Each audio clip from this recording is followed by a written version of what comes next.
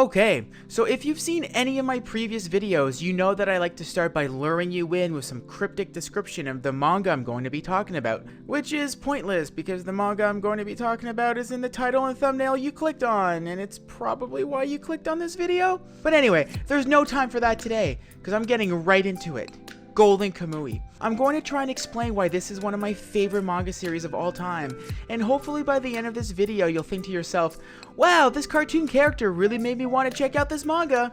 So let's go, let's talk about Golden Kamuy. But before we get started, welcome to MangAnalysis. If you like what you see and would like to see more, please make sure to subscribe and leave a like. Please leave a comment if you have anything to add to this little review, and let's get a conversation going. Golden Kamuy, written and drawn by Satoru Noda, takes place not long after the Russo-Japanese War, so around 1906 or so, in Hokkaido, Japan. Saiichi Sugimoto, dubbed the Immortal Sugimoto due to his prowess during the war, is looking for gold. He needs to find money to pay for his dead best friend's wife's eye surgery, and he has no second to spare. He soon comes across a legend that depicts a giant treasure of gold stashed somewhere in Hokkaido. Saiichi is obviously very interested because his search for gold in the rivers is not going super well. Where exactly is this gold? Well, first he needs to find the map to the gold. And where is this said map? Well, it's engraved on the skins of 24 escaped convicts scattered across Hokkaido. So there are 24 convicts around Hokkaido walking around with a portion of a treasure map tattooed on their skin. And they got these tattoos while they were in prison, so that's good. They sound like real good people. With the help of a Sherpa, a young Ainu girl, Sugimoto embarks on a journey to recover the tattooed skins and discover the treasure. But he's not alone looking for these skins. People from all sorts are looking for them too. The 24th Division of the military, remnants of the pre-Meiji era, Russian spies, other convicts, and many more. Who will get the skins first? Okay, so straight up, the characters are my favorite thing about this manga. There are many things to love about this series, such as the story, the art, the setting, the style, the writing, the pacing. I could go on forever, but the characters are top tier. I don't know if there's a series out there that has made me love their characters as much as this one. Typically, I find when a series introduces a super large cast, it can get messy. Either they're underdeveloped, stereotypes, or brought in for a specific thing and then kind of forgotten. But Golden Kamuy not only has a giant cast of beautifully varied characters, they're all important, well, most, and masterfully developed. Each character has a purpose to bring to the plot, but their time in the story isn't over just because they've accomplished their original mission. No, instead their role gets expanded or develops into something else as they grow. All that without feeling like they're being milked or stretched. I mentioned something similar in my video on Drifting Dragons, that having characters with purpose is important to me.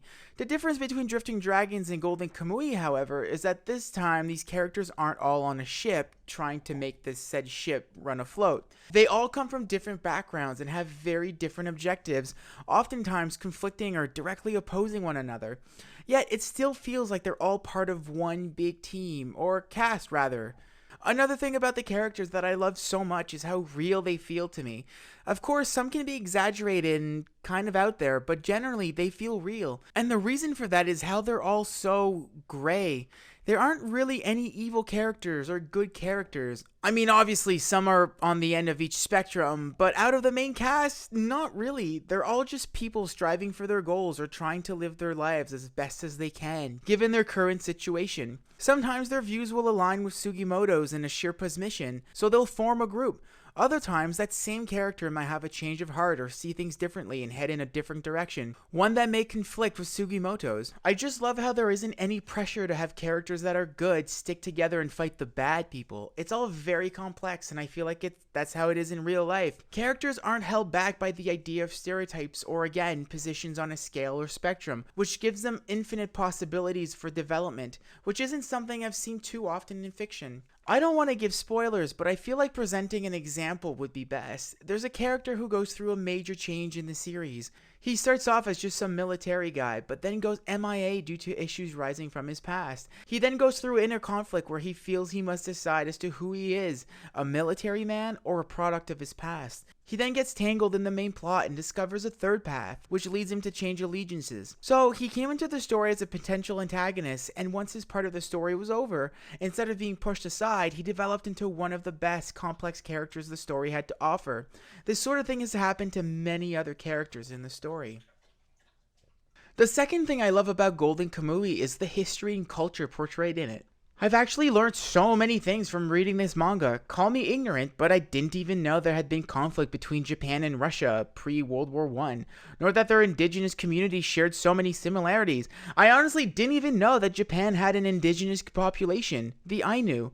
So just learning about that is pretty cool. The series teaches the reader a lot about how the indigenous folk of Hokkaido, the Ainu, used to live. It delves into great detail into their traditions and cultures, such as their language and meaning behind words, naming customs, tools, clothing, stories, legends, spirituality, hunting practices, and food. Again, like Drifting Dragons, food is a big part of this story, except in this case, they're eating real food and not dragons. As Sugimoto and his Sherpa get to know one another, they are able to build a bond due to their love of food, which a Sherpa cooks based on their day's hunt. A Sherpa goes to great lengths to teach Sugimoto about the animal they hunted, what it means in her culture, how to cook it properly, making sure all of it is used, and what to do with the rest, such as the types of tools they can make with it. It's all super fascinating, and to the best of my knowledge, accurately depicted. Another cool thing about the history and culture featured in this book is how it actually parallels real history.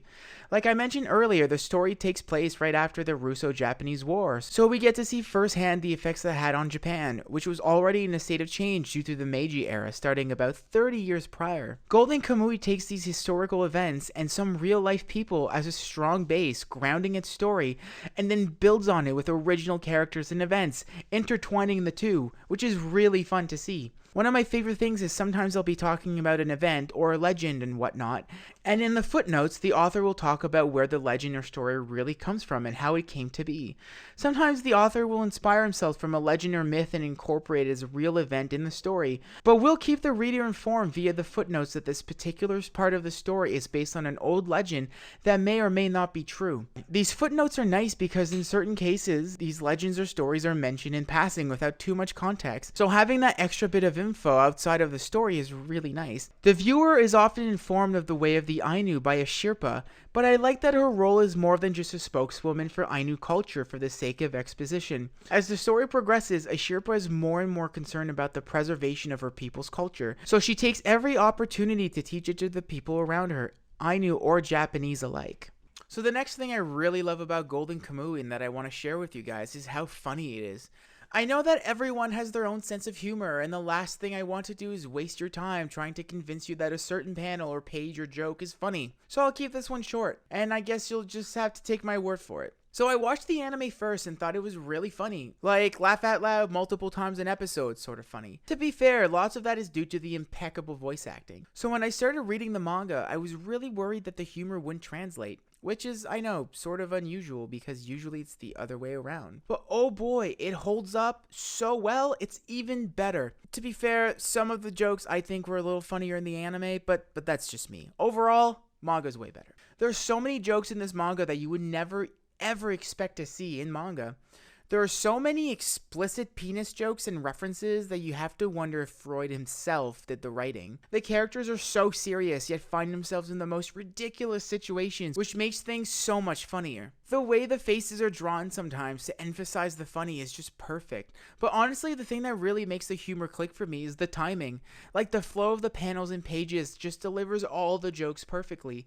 It's masterfully done. Again, humor is one of those weird things that's hard to describe and even harder to convince someone that they'd enjoy it. So many times I've shown someone a piece of media I found really funny, only to slowly die inside as I slowly come to grips with the fact that they A, don't find the thing funny, and B, probably think I'm weird due to how funny I think the thing is. So yeah, I think Golden Kamuy is really, really funny. I laugh all the time, and I'll just leave it at that. Alright, so this is the part of the video where I usually try to mention at least one thing that I don't like about the manga, but I'm going to be wild today and come out and say that there's nothing I dislike about this manga. Seriously, nothing bad. No, but for real, it's a great manga. There are obviously little things here and there that I think could be better, but most of those things relate to the story directly. Like, oh, I feel like that's a weird thing the author chose to do for this character here, which, isn't really a real criticism of the series as a whole. There are a few parts where things get a little confusing, but I'm almost certain it's due to a translating issue, since it's said a little differently in the anime.